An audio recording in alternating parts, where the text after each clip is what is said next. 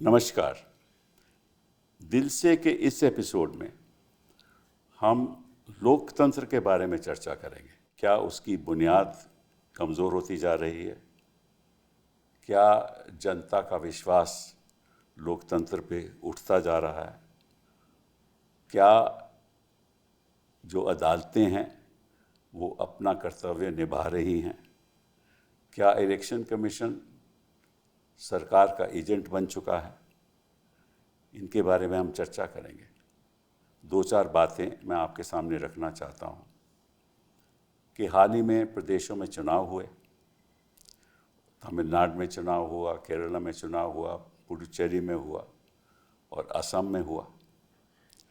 और ऐसा हमें लगा कि असली चुनाव तो केवल पश्चिम बंगाल में हो रहा है, क्योंकि सारी जो केंद्र सरकार की जो दृष्टिकोण था वो यही था कि किसी तरीके से पश्चिम बंगाल का चुनाव भाजपा जीत जाए। और जिस तरह से इलेक्शन कमीशन का रवैया रहा, जिस तरह से इलेक्शन कमीशन ने केंद्र का साथ दिया, जिस तरह से 2400 बटालियन सीएपीएफ के वहाँ तैनात किए गए, जिस तरह से काउंटिंग जगह पे काउंटिंग एजेंट्स के खिलाफ बदसलूकी हुई, जिस तरह से लोगों के नाम काटे गए लॉजिकल डिस्क्रेपेंसी के आधार पे। हमें नहीं मालूम लॉजिकल डिस्क्रेपेंसी का मतलब क्या है, लेकिन दर्शकों को यही बता सकते हैं कि अगर किसी का नाम बैनर्जी हो, वो बैनर्जी भी होता है, बंदोपाध्याय भी होता है, चैटर्जी भी होता है, चट्टोपाध्याय भी होता है। कई बार लिखने में स्पेलिंग मिस्टेक हो जाती है, तो इसको लॉजिकल डिस्क्रेपेंसी कहते हैं। इसके आधार पे 27 लाख लोगों के वोट काटे गए। पश्चिम बंगाल की बात कर रहा हूँ। और अगर देखा जाए तो उन 27 लाख वोट जो काटे गए, जो मतदाता ख़ास तौर पे कंस्टिट्यूएंसीज में थे जहाँ मुस्लिम पॉपुलेशन ज़्यादा थी, वहाँ वोट काटे गए। एक जगह 24 नॉर्थ परगना में तो लगभग 95% वोट काटे गए। तो इसका नतीजा ये हुआ कि 27 लाख वोट काटे गए और 32 लाख वोटों से भाजपा जीती। सुप्रीम कोर्ट ने कहा कि ये देखने के लिए ये सही तरीके से कटे हैं या नहीं, हम एक ट्राइब्यूनल्स बैठाएंगे जिसमें जज बैठेंगे। वो ट्राइब्यूनल तय करेंगे कि सही तरीके से कटे या नहीं। एक ट्राइब्यूनल ने ये फैसला किया है कि 1777 वोट में से 1717 वोट गलत तरीके से कटे गए, लगभग 96%। और फिर हमें पता चला जो 7 बाकी थे वो भी अपील खारिज हुई। दूसरी साइड की अपील थी कि वो वोट गलत तरीके से ऐड किए गए। इसका मतलब कि एक ट्राइब्यूनल ने यह तय किया है कि 100% वोट गलत कटे गए। अगर ऐसे ही हुआ और बाकी भी ट्राइब्यूनल थे और वहाँ 27 लाख लोगों के वोट थे, अगर सब गलत कटे गए तो लोकतंत्र का मतलब क्या है? तो ऐसे शंकाएं जब पैदा होंगी तो चर्चा होगी, लोग समझेंगे कि चुनाव का मतलब ही क्या है। इससे बेहतर है तो चुनाव मत ही कराओ, आप ही फैसला कर लो किसको भेजना है असेंबली में और किसको नहीं भेजना। और जिस तरह से पैसे का इंतज़ाम हुआ, जिस तरह से नियुक्ति हुई इलेक्शन कमीशन के द्वारा कि कौन वहाँ चीफ सेक्रेटरी होगा, कौन वहाँ होम सेक्रेटरी होगा, 683 लोगों की वहाँ नियुक्ति की गई इलेक्शन कमीशन के द्वारा। और जो स्टेट रिप्रेजेंटेटिव भी था वो काउंटिंग जगह में, वो स्टेट रिप्रेजेंटेटिव भी, उसकी भी नियुक्ति इलेक्शन कमीशन ने की। लेकिन तमिलनाडु में चुनाव हुआ, केरला में चुनाव हुआ, असम की तो बात हम बाद में करेंगे। इन जगह पे तो कोई ख़ास तौर पे तमिलनाडु और केरला में तो कोई ऐसा इलेक्शन कमीशन उस पर तो गौर कर ही नहीं रही थी। तो इसमें अब आगे क्या करना है, क्या नहीं करना, क्योंकि अगर ऐसा ही होता रहा तो हर चुनाव भी भाजपा जीत जाएगी। तो फिर वन पार्टी वन नेशन, और फिर अगर 2/3 इनको मिल गया पार्लियामेंट में तो निश्चित रूप से संविधान भी बदला जाएगा। इसी को लेकर आज हम 3 ऐसे लोगों से चर्चा करेंगे जिनकी जानकारी इस मामले में इतनी है कि आपको समझ आएगा कि किस तरीके से हमारा देश का लोकतंत्र चल रहा है। तो सबसे पहले तो मदन लोकर जी, आपका स्वागत करता हूँ। Thank you very much for being here. आप सुप्रीम कोर्ट में जज रहे 2012 से लेकर 2018 तक, और आज के दिन आप चेयरपर्सन हैं United Nations internal justice council के चेयरपर्सन की नियुक्ति हुई आपकी 2024 में। 28 तक आपकी टर्म है। आप पहले इसके पहले फिजी के सुप्रीम कोर्ट के मेंबर रहे, अभी फिर दोबारा आपको वहाँ आपका एक्सटेंशन हुआ है। आप दिल्ली में जज रहे 1999 से लेकर 2010 तक, फिर आप गुवाहाटी भी गए, आंध्रा भी गए, फिर सुप्रीम कोर्ट में आए, और आपने सामाजिक मुद्दे जो सुप्रीम कोर्ट सामने आए, सोशल जस्टिस बेंच हम कहते थे, आप उसमें आपका बड़ा योगदान रहा। और आप आईटी जो आज के दिन हम कोर्ट में इंफॉर्मेशन टेक्नोलॉजी के साथ वीडियो कॉन्फ्रेंसेस करते हैं, कोर्ट में बहस करते हैं, वो आप लोगों की देन है, क्योंकि आप उसमें कमेटी में आपने बहुत दिलचस्पी रखी और योगदान दिया। कल्याण बाबू, आप तो लॉजिकल डिस्क्रिपेंसी में शामिल हो गए, आपके बेटे, आप नहीं। आप लोकसभा के 2009 से लेकर तब से आप मेंबर रहे हैं लोकसभा, 9, 14, 24 और 19 और 24, और फिर आप वकील भी हैं, हमारी बिरादरी के हैं, बेबाक तरीके से आप बहस करते हैं और बड़े बड़े मुद्दे उठाते हैं, और जिस तरह से आप पार्लियामेंट में बोलते हैं तो हिंदुस्तान में कोई ऐसा ही शख्स हो जाए उसमें उसको ये नहीं लगता कि हाँ अपने मन की बात कहते हैं आप। प्रधानमंत्री जी तो अलग तरीके से कहते हैं, लेकिन आपकी मन की बात दिल से जुड़ती है, तो आपका स्वागत है। प्रशांत जी, आपकी जो लेगेसी है वो रहेगी, कई साल रहेगी, क्योंकि जिस तरह से आपने सामाजिक मुद्दे उठाए, जिस तरह से आपने करप्शन के खिलाफ मुद्दे उठाए, जिस तरह से आप मतलब कि विद ग्रेट करेज अपनी बात सुप्रीम कोर्ट जजेस के आगे रखते हैं।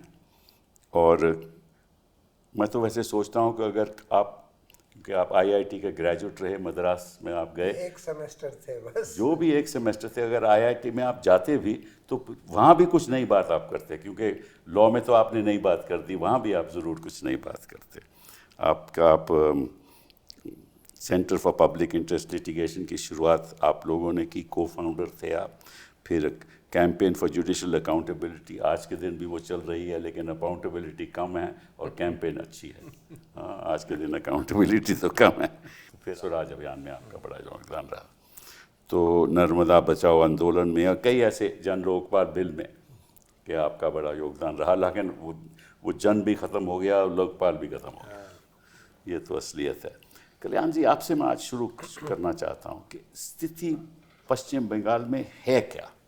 आज के दिन क्या हुआ पिछले दिनों में, आप किस नज़रिए से देखते हैं? देखिए, आप ऊपर से देखेंगे जनमत हम लोग का अगेंस्ट में है, ठीक है। एसआईआर का बारे में तो आप बोल ही दिया कैसा हुआ। अब जाए would give some illustration only. जो सबसे बड़ा मुद्दा है, आपने इलेक्शन देखा, लाइन में खड़ा है सब, प्रेस है, पिक्चर है, सीसीटीवी है बाहर में, यू कैन वॉच इट, आप लोग देख सकते हैं, सब देख सकते हैं। उसके बाद स्ट्रांग रूम में ले गए, स्ट्रांग रूम का जो है सीसीटीवी है, प्रेस कॉर्नर है, स्ट्रांग रूम गार्ड दे रहा है, वो भी आप देख सकते हैं, सब देख सकते हैं। लेकिन काउंटिंग में सीसीटीवी है, बाहर का कोई नहीं देख सकता है। वी हैव हम लोग आइडेंटिफाई किया है 50 सीट्स, 50 सीट, 50 सीट में हमारा जो कैंडिडेट है, चीफ इलेक्शन एजेंट था और काउंटिंग एजेंट था, उन लोग को मार के निकाल दिया था, पूरा मार के निकाल दिया 50 सीट में। कोई कंप्लेन भी नहीं लिया। मोडस ऑपरेंडी क्या है? मोडस ऑपरेंडी है 8 to 10,000 जो वोट है, 8,000 से 10,000, उसका ऊपर में हम लोग जीतते हैं, उसमें कुछ नहीं किया। और 8 से 10,000 वोट में जब जीत के रहते हैं, तो उसमें मार दंगा करके निकाल देने के बाद वो लोग जीत गया। एक ये है। दो नंबर इशू है। तो आपने कंप्लेन क्यों नहीं किया? कंप्लेन कुछ किया, कंप्लेन कौन लेगा? ममता दी का कंप्लेन भी नहीं लिया। 5 राउंड पहले ममता दी को मार के निकाल दिया। वो जो आरओ था इलेक्शन कमीशन का, वो आरओ अब चीफ मिनिस्टर का डिप्टी सेक्रेटरी बन गया। Deputy secretary, principal secretary? Deputy secretary, I am coming, deputy secretary. अच्छा। और जो सीईओ था, चीफ इलेक्टोरल ऑफिसर, उन्होंने आज चीफ सेक्रेटरी बन गया। अच्छा।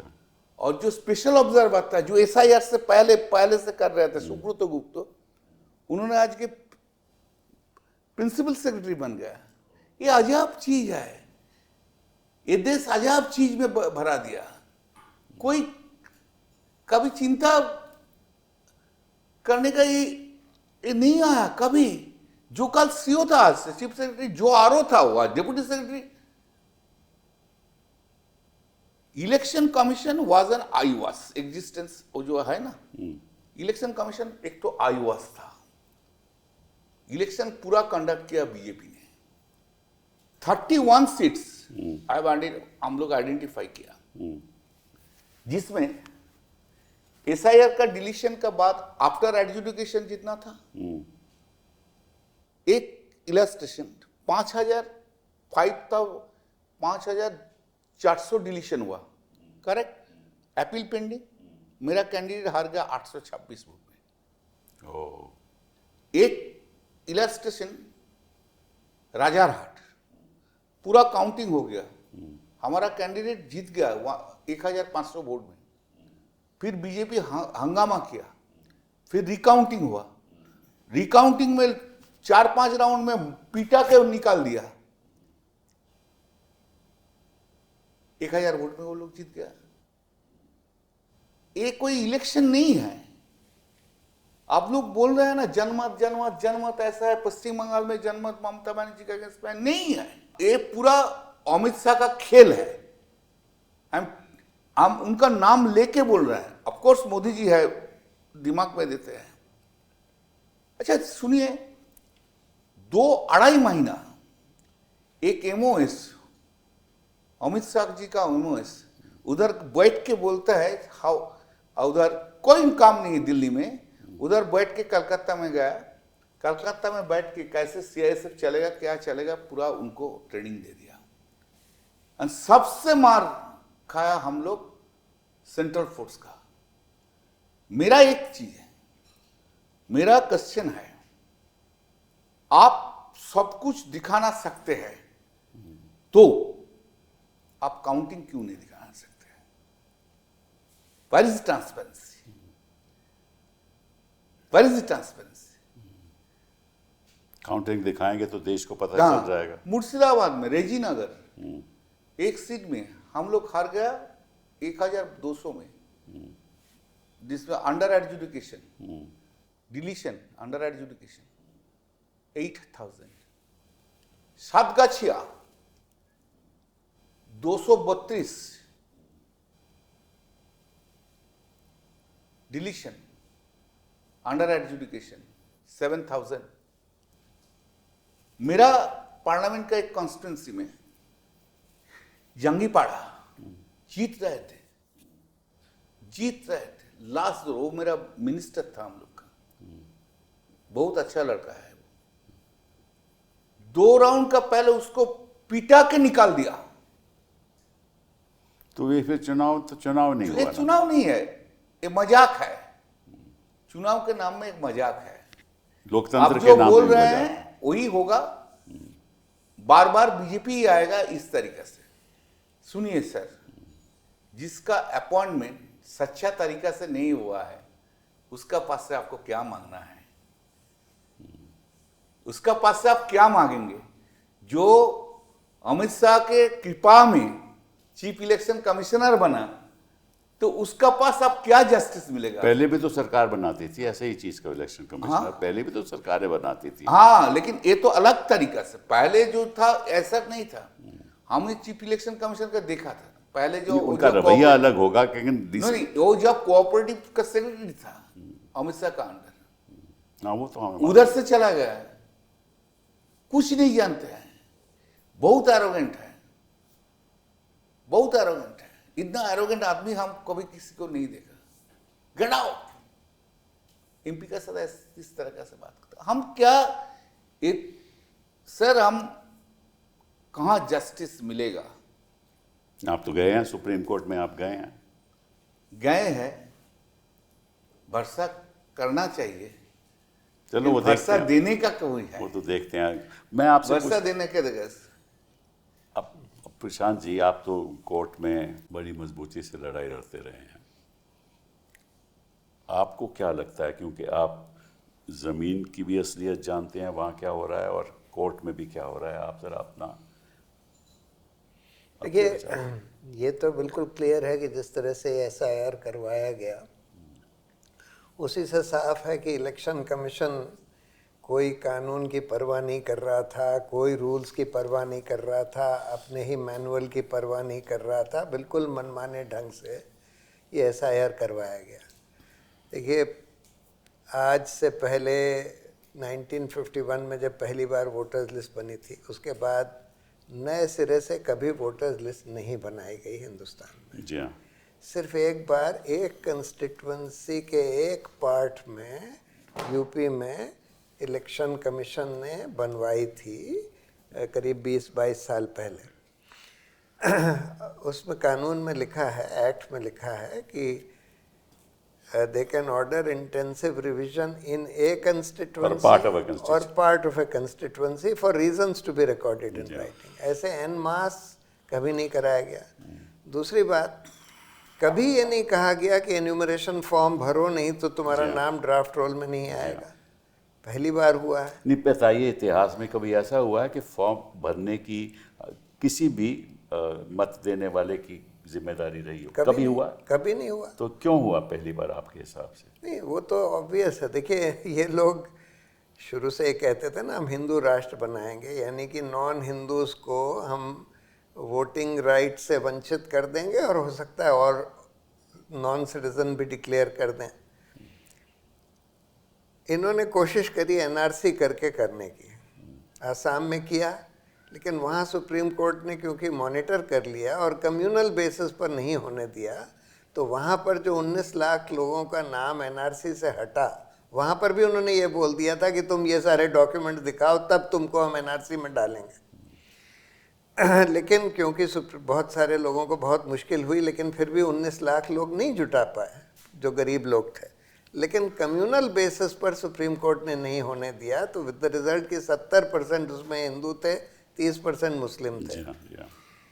अब इनको लगा कि अब हम एसआईआर करके वही काम कर लेंगे कि लोगों को वोटिंग राइट से वंचित कर दें। एसआईआर में पहले तो इन्होंने वही करा कि भाई आपको ये डॉक्यूमेंट्स देने होंगे बिहार में, तब जाकर आपका नाम, आप पहले एन्यूमरेशन फॉर्म भरिए, फिर इन 11 डॉक्यूमेंट्स में से कोई डॉक्यूमेंट दीजिए, तब आपका नाम ड्राफ्ट रोल में आएगा।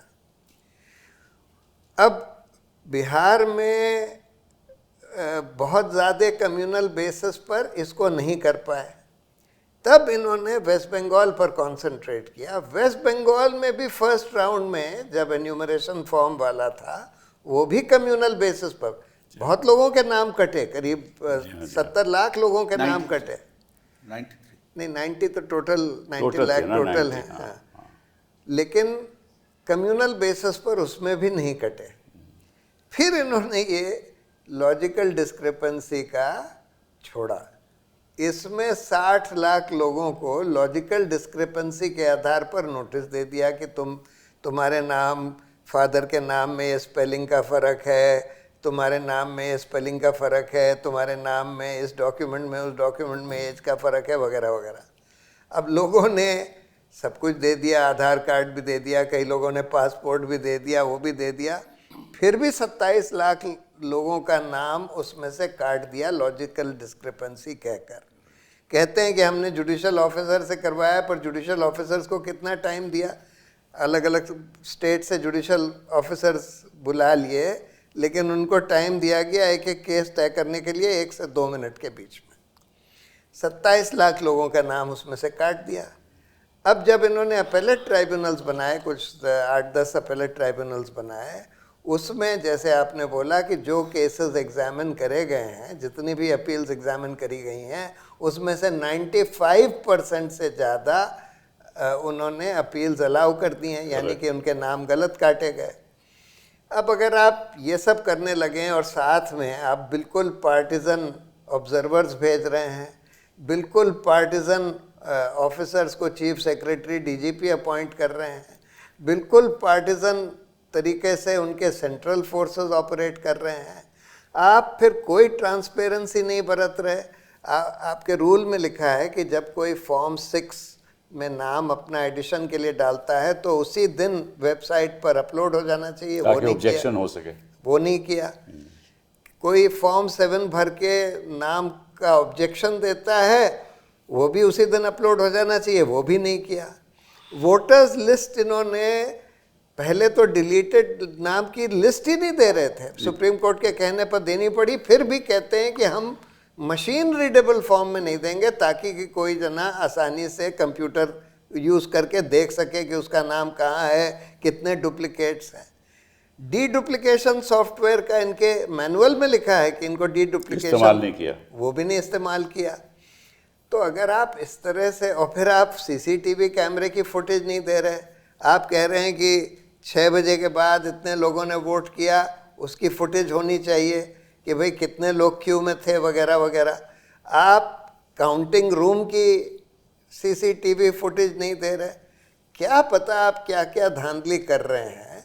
और जब इलेक्शन कमीशन बिल्कुल बीजेपी के एजेंट की तरह काम कर रहा है, जो कि बिल्कुल क्लियर है इस पूरे वेस्ट बंगाल के केस में या पूरे एसआईआर के एक्सरसाइज में बिल्कुल क्लियर है, तब किस तरह का फ्री एंड मैं फेयर। आपसे एक सवाल पूछना चाहता हूं कि पश्चिम बंगाल की जो संख्या थी लोगों की, वो 7.6 करोड़ थी वोटर्स लिस्ट, ठीक है ना।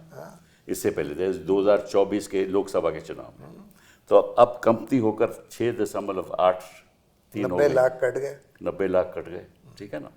और इस दौरान में पॉपुलेशन बढ़ा भी होगा, बढ़ा होगा। जैसे असम में दिखाया गया कि पॉपुलेशन 2 करोड़ से बढ़ा है 2024 से लेकर 26 तक, यहाँ घटा है, तो ये कैसे हो सकता है? नहीं, बिल्कुल बहुत सारे लोगों के नाम कट गए। कटने से अलावा कोई पॉपुलेशन बढ़ेगी भी तो सही। हाँ, इस 2 साल में।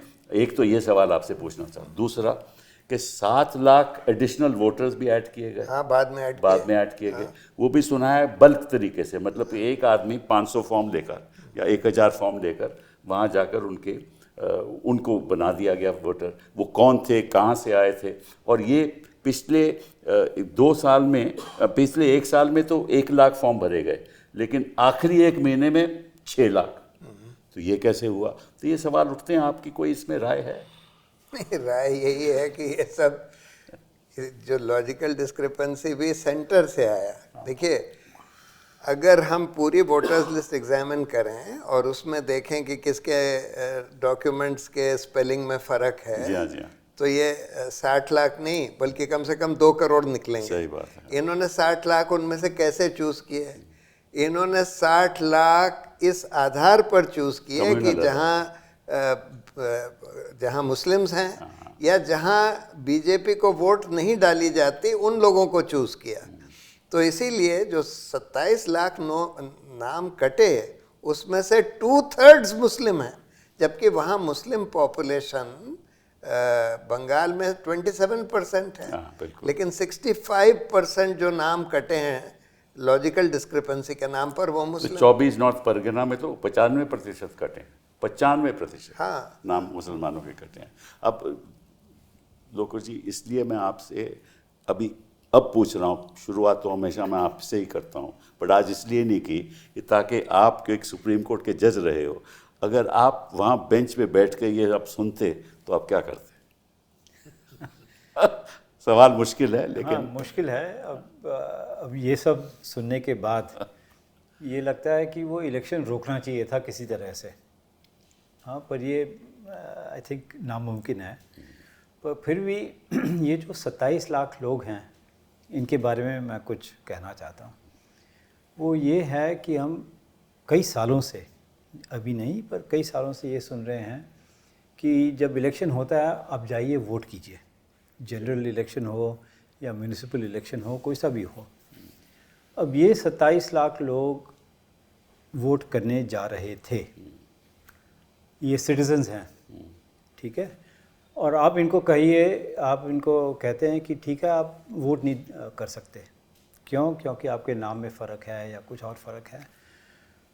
तो अगर ये वोट नहीं कर सकते तो सबको कहना कि आप जाके वोट कीजिए, इन लोगों का क्या होगा? एक तो ये है। दूसरी बात ये है कि ये सिटीजन्स हैं या नहीं हैं। अगर ये सिटीजन्स हैं तो इनको वोट करना चाहिए और इनको वोट की परमिशन होनी चाहिए। It's a right, it's a right. पर आप कह रहे हैं कि नहीं, हम इनको वोट नहीं करने देते। तीसरी बात, ये जो ट्राइब्यूनल्स, अपेलेट ट्राइब्यूनल लगाए गए, अब एक अपेलेट ट्राइब्यूनल जो कि मेरे ख्याल कोई रिटायर्ड चीफ जस्टिस थे, जी हाँ, उन्होंने 100% अलाउ किया। जी हाँ, जो जैसे आपने बताया कि 60 केसेस इलेक्शन कमीशन या किसी और ने फाइल किए, वो डिसमिस कर दिए। जी हाँ। तो 100% लोगों को मतलब कि 100% लोग गलत तरीके से डिलीट हुए। हाँ, गलत तरीके से डिलीट हुए, ये एक ट्राइब्यूनल में। बाकी ट्राइब्यूनल्स का पता नहीं कि क्या पोजीशन क्या है, कितने केसेस उन्होंने डिसाइड किए या नहीं किए। अच्छा, चौथी बात ये है कि ये अब अपील ट्राइब्यूनल जो है ये कब डिसाइड करेगा इन 27 लाख लोगों के बारे में।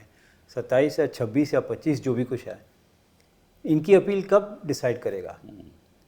ठीक है, अब अगले साल शायद पंचायत के इलेक्शंस होंगे या कोई और इलेक्शन होगा, तब तक ये डिसाइड कर सकेंगे या नहीं कर सकेंगे। और अगर नहीं कर सकेंगे तो इनकी वोट तो फिर दोबारा चली जाएगी। पांचवी बात, अब अखबार में आया है, कहाँ तक सच है मैं कह नहीं सकता, पर अखबार में आया है कि इनको जो बेनिफिट्स मिल रहे थे वो नहीं मिलेंगे। क्यों? क्योंकि ये इलेक्टोरल रोल में नहीं है। और अगर इलेक्टोरल रोल में नहीं है तो इनको बेनिफिट कौन देगा? मतलब ये तो या तो ये सिटीजन्स नहीं हैं, या जैसे कहते हैं घुसपैठिया या जो भी कुछ है, तो इनको बेनिफिट्स नहीं मिलेंगे। तो ये अगर आप पूरी तरीके से देखें, ये 27 लाख लोगों को जो वोट करने से रोका गया है, मेरे हिसाब से तो बिल्कुल ही गलत है। और ना तो कोई रीज़न दिया गया उनका नाम के डिलीशन का, ना ही उनको हियरिंग दी गई। हाँ, 27 लाख लोग जिनके नाम काटे गए, no hearing and no order giving reasons as to why their name has been deleted. More interestingly, जो रीजन की बात बोल रहे हैं, सुप्रीम कोर्ट बोल रहा है इतना कैसे रीजन देंगे सबको? आप तो reason is an integral part. Kalyan ji, लेकिन सुप्रीम कोर्ट जजेस ऐसे इतना लोग को रीजन देना तो क्या संभव नहीं है? जो संभव ही नहीं है तो तुम सुनता क्यों है? संभव ही नहीं है तो आप 27 लाख लोगों के नाम कैसे कटने तो दे रहे हैं? संभव ही नहीं है तो इस सबको तो का जस्टिस का तो कोई। But Kalyan, this is a statutory right, sir तो you can't take away a person's right कि आपकी राइट है। First statutory right, sir, first statutory right, then the I am saying violation of a natural justice is a correct part of Article 14, constitutional right. तो मैं आपसे सवाल पूछता हूँ कि आपने एक बात की ना कि ये सिटीजन्स हैं, तो कोई सिटीज़न अगर मैं कोई सवाल उठाए मेरी सिटीजनशिप के बारे में, मैं वोटर हूँ, चलिए मैं दिल्ली में वोटर हूँ, और कोई कहता है कि साहब आप सिटीज़न नहीं हो, ठीक है, मेरा नाम डिलीट हो जाता है, तो मैं पूछना चाहता हूँ कि ये ओहदा सिटीजनशिप का ये तो केंद्र सरकार तय करती है ना, ये इलेक्शन कमीशन तो इलेक्शन कमीशन नहीं करती। तो फिर इस आधार पे आप उसका नाम कैसे डिलीट कर सकते हो? पहली बात ये। दूसरी बात, अगर वो सिटीज़न है तो फिर इसका वोट करने का हक है। बिल्कुल, बिल्कुल। जब तक वो 18 साल से उसकी उम्र ऊपर है, वही ना। बिल्कुल। अच्छा, उसका हक है। आपने डिलीट क्यों किया? क्योंकि उसका नाम बंदोपाध्याय नहीं है, बाप का नाम बंदोपाध्याय है, या बंदोपाध्याय बेटे का नाम है, बाप का नाम बैनर्जी है, ठीक है ना। इनसे हुआ है, इनके साथ हुआ है। इनके बेटे के लॉजिकल डिस्क्रिपेंसी में था। आप 2-4 और उदाहरण जरा बता दीजिए हमारे ऐसा है, दर्शकों को। चटर्जी चट्टोपाध्याय है, और बताइए। खान, हाँ, खान, इसको खान सब एक ही है। मुखर्जी मुखोपाध्याय है। मुखर्जी मुखोपाध्याय। हाँ, ऐसा तो वो गांगुली गंगोपाध्याय है। करेक्ट। तो ये लॉजिकल डिस्क्रिपेंसी हो गया। इससे बहुत कुछ है और है, और सो मेनी एग्जांपल्स। नहीं, फिर उसमें एक स्पेलिंग मिस्टेक भी तो होती है। स्पेलिंग मतलब कि मिस्टेक आप होता है। लिखते बंगाली में हो, उसके बाद उसका तर्जमा होता है। दत्ता। हाँ हाँ, दत्ता अंग्रेजी में होता है। हाँ, दत्त। हाँ, दत्त। स्पेलिंग में गलती होती है, दत्त की DA या DUT, तो वो भी एक लॉजिकल डिस्क्रिपेंसी होगी। मोहम्मद के स्पेलिंग। तो मतलब 10 ये तरीके से आप इस मोहम्मद ये लिख सकते कौन सी बुनियाद है सर, जिसके सबसे आधार पे आप किसी का नाम कैंसिल कर सर, सकते हम लोग तो सीखा है एक बात छोटा से, प्रॉपर नाउन में कोई मिस्टेक नहीं होता है। प्रॉपर नाउन में कोई मिस्टेक नहीं होता है। सही बात है। Correct. This is the we have learned it, That's this is right. The way the English is. That's right. लोग But अपना if- पासपोर्ट दे रहे हैं, हाँ, बर्थ उनका भी सर्टिफिकेट दे रहे हैं, उनका भी नाम कट दिया। कटा गया है। तो ये फिर मजाक हो गया ना, इलेक्शन की क्या पूरा बात। मजाक हो गया फुल। वो तो एक पार्ट है, तो फिर आगे क्या लेकिन होगा? असली खेला तो अगला है। वो क्या है, जरा बता। असली खेला तो इलेक्शन। सर, मेरा पास मैसेज है, message I can't open it now. असली खेला काउंटिंग में होगा। एक चीज आप लोग समझ लीजिए, बहुत इंपॉर्टेंट, एंड हम तो बोल रहे हैं, सब बोलता है जनमत जनमत जनमत। अरे जनमत सब कुछ दिखाया भाई। जब इधर तक आपको इधर दिखाया जाए, उसका बाद अंदर में जाएंगे तो सब कुछ बंद है।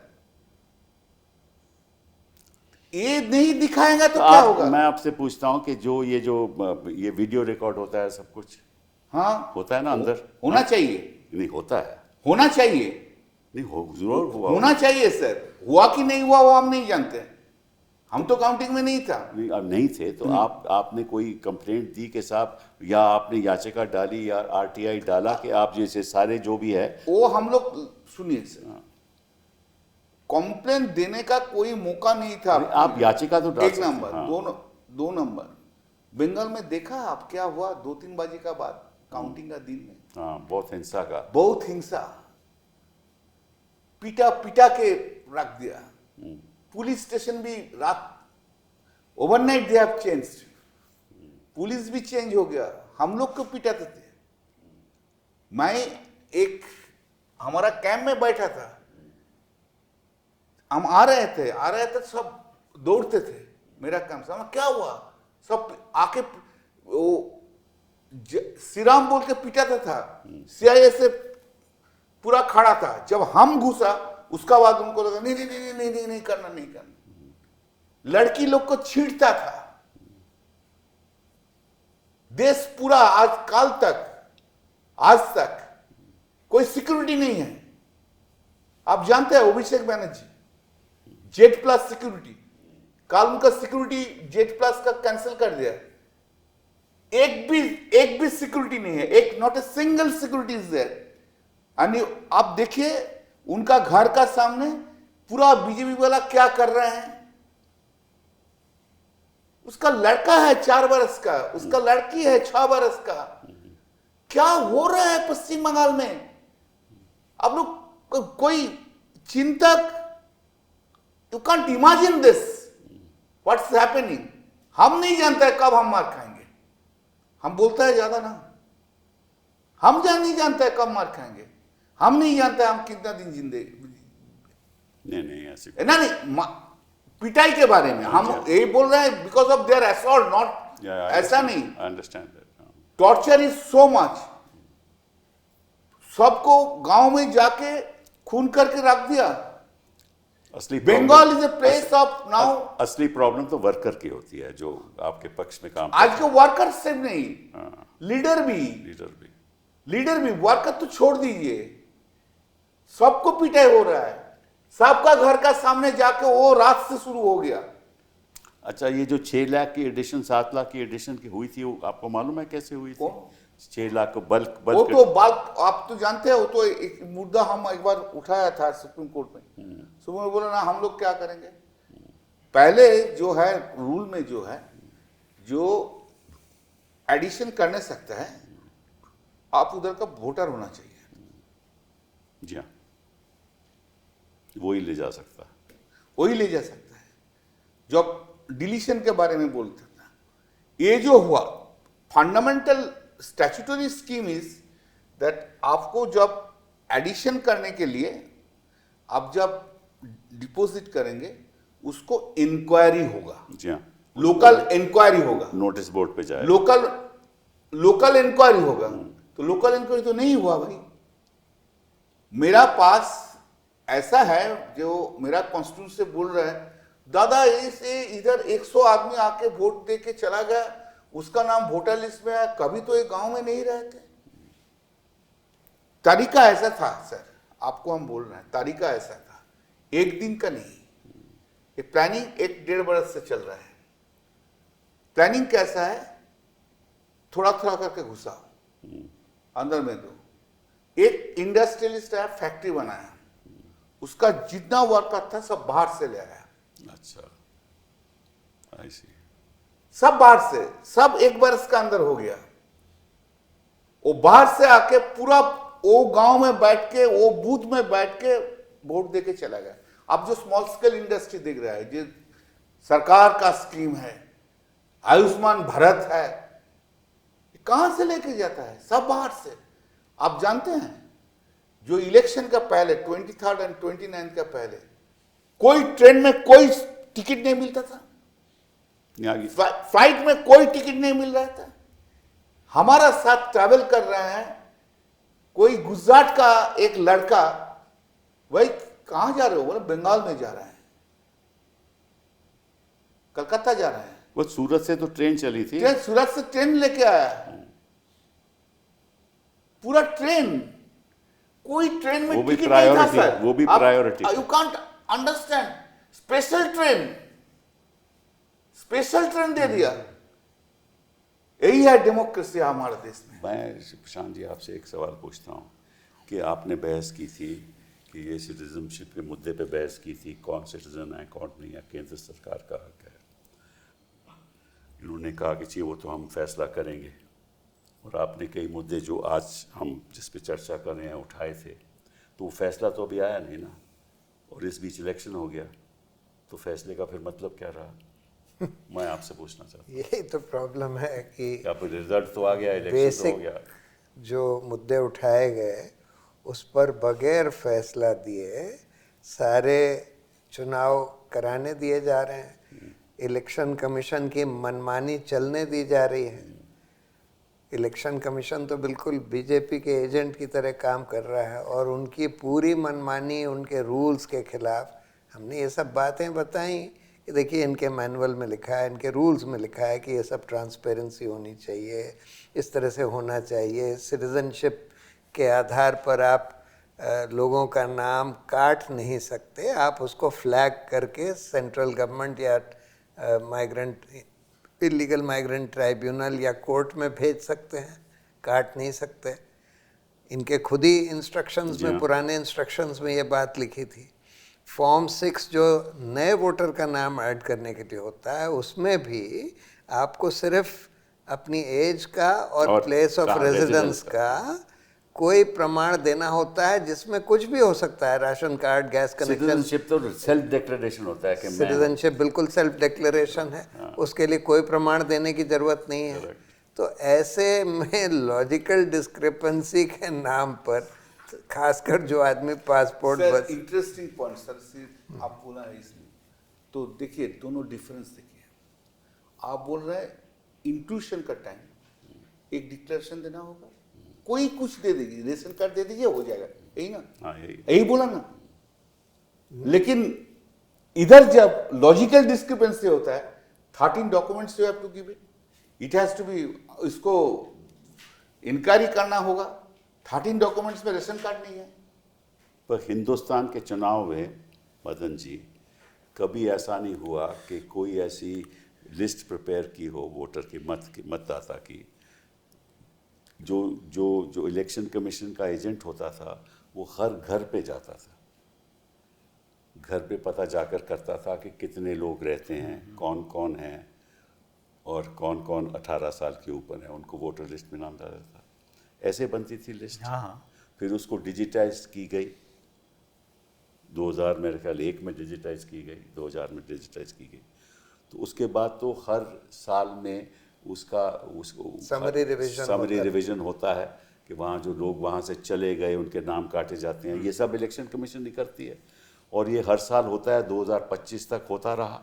तो अगर ऐसा होता रहा तो फिर प्रॉब्लम क्या थी कि ये एक नई शुरू करने की कि भाई अब हम एक फॉर्म के आधार पे पता करेंगे कि ये नागरिक है या नहीं, कि यहाँ रहता है या नहीं, या इसका ये तो कभी हिंदुस्तान के इतिहास में हुआ ही नहीं। तो आप एक जज के नज़रिए से देखो तो ये तो कोर्ट को फैसला करना चाहिए था ना कि क्या ये जो शुरुआत की गई है ये मैनुअल के खिलाफ है, इलेक्शन कमीशन के खिलाफ के रूल्स के खिलाफ है और इतिहास में जो होता रहा है उसके खिलाफ है। लेकिन ये तो फैसला हुआ नहीं और इतनी देर में इलेक्शन का रिजल्ट आ गया। इसी कपिल ऐसे है कि ये जो फाउंडेशन है जो SIR का, इसमें कहीं किसी कानून में कुछ लिखा नहीं है, ठीक है। तो अगर फाउंडेशन ही गलत है तो उसे रोकना चाहिए था सुप्रीम कोर्ट को। जब उनके पास केस आया तो पूछना चाहिए था कि आप ये कैसे कर रहे हैं और क्यों कर रहे हैं, ठीक है। वो पूछा नहीं गया और क्योंकि ये पूछा नहीं गया और रोका भी नहीं गया, इसलिए ये सब SIR का चक्कर शुरू हो गया। तो शुरुआत ही गलत थी। अच्छा, और फिर टू मेक श्योर कि ये सक्सेसफुल हो जाए, जो भी कोई प्लान कर रहा था, पहली बार जहाँ तक मुझे याद है 600 अफसर, 683 अफसर, हाँ, 683 राइट, हाँ, उनको ट्रांसफ़र किया गया। जी हाँ, पहली बार हुआ है, ठीक है। चीफ सेक्रेटरी को ट्रांसफ़र किया गया, डायरेक्टर जनरल पुलिस को ट्रांसफ़र किया गया और ऐसे 600 और लोग हैं। अब नेचुरल जस्टिस कह रहे थे। अब कोई किसी सरकारी अफसर को कैसे कह सकते हैं कि भाई मैं आपको ट्रांसफ़र कर रहा हूँ? कोई वजह होनी चाहिए, वो भी नहीं थी। और उसके अलावा उन्होंने कहा कि ठीक है हम अपने आदमियों को लाएंगे, और उनके आदमी खैर रोक ही नहीं सकते थे कुछ। बिल्कुल सही। तो अगर आप पूरी तरह से देखिए कि जो मैनेजमेंट हुआ ट्रांसफ़र का, लोगों को वोट डालने से रोका गया 27 लाख, अगर आप ये पूरा देखेंगे तो there is a problem, there is a very serious. साथ में 2400 बटालियन 2000 CRPF। वो तो इंडिया पाकिस्तान का युद्ध हो रहा था ना वेस्ट बंगाल में। तो इंडिया पाकिस्तान का युद्ध में इतना फोर्स नहीं लिया। नहीं, जम्मू कश्मीर में भी इतना फोर्स नहीं पहलगाम का इंसिडेंट का बाद एक कंपनी भी नहीं था, लेकिन वो लोग सोचा जो वेस्ट बंगाल है इधर इंडिया पाकिस्तान का युद्ध हो रहा है, इसलिए इतना फोर्स दे दिया। इतना फोर्स देने के लिए also this I think the BLO, हाँ, अखबार में आया था 40 BLO जो कह रहे हैं कि आप वोट हमारा वोट काट दिया आपने। हम उनका वोट काट दिया गया। करेक्ट। तो ये कैसे हो सकता है? Obviously there is something wrong. चलिए मैं आपसे एक और छोटा सवाल पूछता हूँ कि उत्तर प्रदेश में चुनाव होने वाला है, 2 करोड़ से ज़्यादा लोग के नाम कट चुके हैं ऑलरेडी। यही काम उत्तर प्रदेश में होगा तो फिर लोकतंत्र बचेगा कैसे? नहीं, तब तो मुश्किल है। नहीं, मैं समझ, ये बड़ा गंभीर सवाल है, इसीलिए तो हम चर्चा कर रहे हैं। लोकतंत्र बचेगा कैसे? सर, लोकतंत्र अभी जो है, जो इंफ्रास्ट्रक्चर है, ऑल इंस्टीट्यूशन, वो लोग लोकतंत्र बचाना नहीं सकेगा, बचने नहीं देंगे। लोकतंत्र को बचाने के लिए पूरा देश में मूवमेंट जब तक नहीं होगा तब तक लोकतंत्र नहीं बचेगा। इस देश में कोई किसी का हिम्मत नहीं है जो लोकतंत्र को बचाएंगे। कोई इंस्टीट्यूशन नहीं है, सॉरी टू से, even the supreme court cannot do it.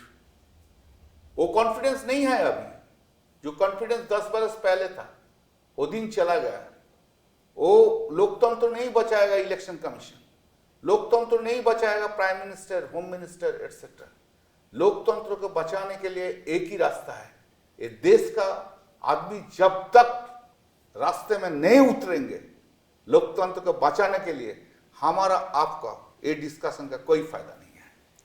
नहीं, मैं इनसे एग्री करता हूँ, क्योंकि देखिए अगर इलेक्शन कमीशन बिल्कुल एक पार्टी के एजेंट की तरह बिहेव करे और इस तरह से सारी मनमानी करी जाए कि भाई लोगों को काउंटिंग रूम से भगा दिया जाए, उसका कोई सीसीटीवी उपलब्ध ना किया जाए, इस तरह से लाखों लोगों के नाम वोटर्स लिस्ट से काट दिए जाएं, लाखों लोगों के नाम जोड़ दिए जाएं बिल्कुल आर्बिट्ररी तरीके से, और सारे ऑफिसर्स को बदल दिया जाए, सेंट्रल फोर्सेस लगा दी जाएं, तो ये कोई फ्री एंड फेयर इलेक्शन थोड़ी है।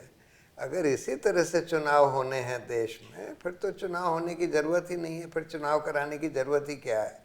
फिर आप वैसे ही डिक्लेयर कर दीजिए कि हमने भाजपा की सरकार डिक्लेयर कर दी। तो इसलिए, और ये ठीक कह रहे हैं कि सारे इंस्टीट्यूशंस को कैप्चर कर लिया गया है, सिर्फ इलेक्शन कमीशन की बात नहीं है।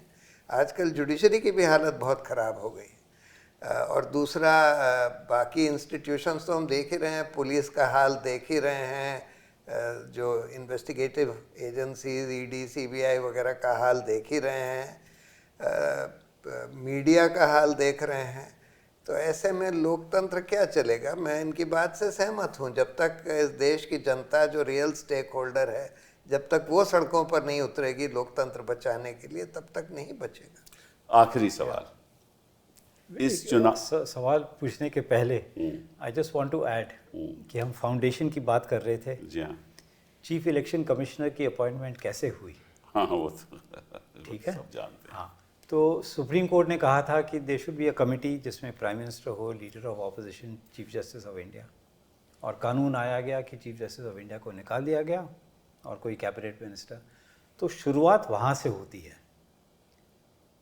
ठीक है, अपॉइंटमेंट से, फिर उसके बाद SIR और ये सब, सॉरी बस ये बात दूर तलब तक जाएगी। सर, लेकिन आखिरला सवाल, इस चुनाव में इतने कम्युनल स्टेटमेंट्स हुए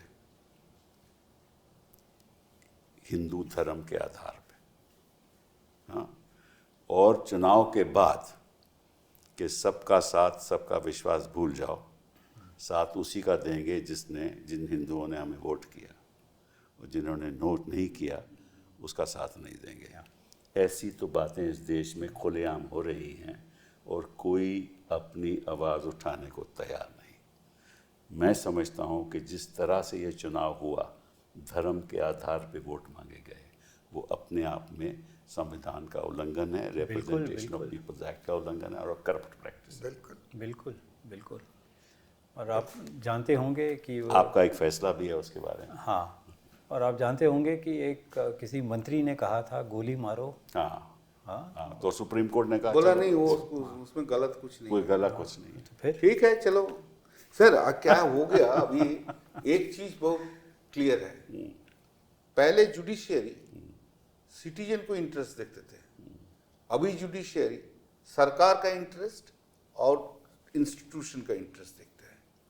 सिटीजन का इंटरेस्ट को गोली मारो, लेकिन उनको रखो जी। भाई सुप्रीम कोर्ट का इंस्टीट्यूशन है, उनका इंटरेस्ट तो देखना चाहिए। उनका इंटरेस्ट भी तो है ना, कि जो आम आदमी के मन में उनके प्रति विश्वास हो कि सब निष्पक्ष तरीके से फैसला। आज वो विश्वास उठ गया है। मैं तो रोज़ देखता हूँ ना, मैं सोशल मीडिया को क्लोजली फॉलो करता हूँ। आज इस देश में बहुत कम लोग ये मानते हैं कि आज की जो न्यायपालिका है वो निष्पक्ष है और वो सरकार के इन्फ्लुएंस में नहीं काम कर रही है। तो कॉन्फिडेंस हम आम आदमी पे रखें। आदमी छोड़ के कुछ नहीं होता है। सुनिए सर, एक बात बोलूं, ये जो पब्लिक है ना, ये हर दिन फाइट करते हैं, हम लोग जानता नहीं है। आदमी लोग है, peoples of the country, they fight every day.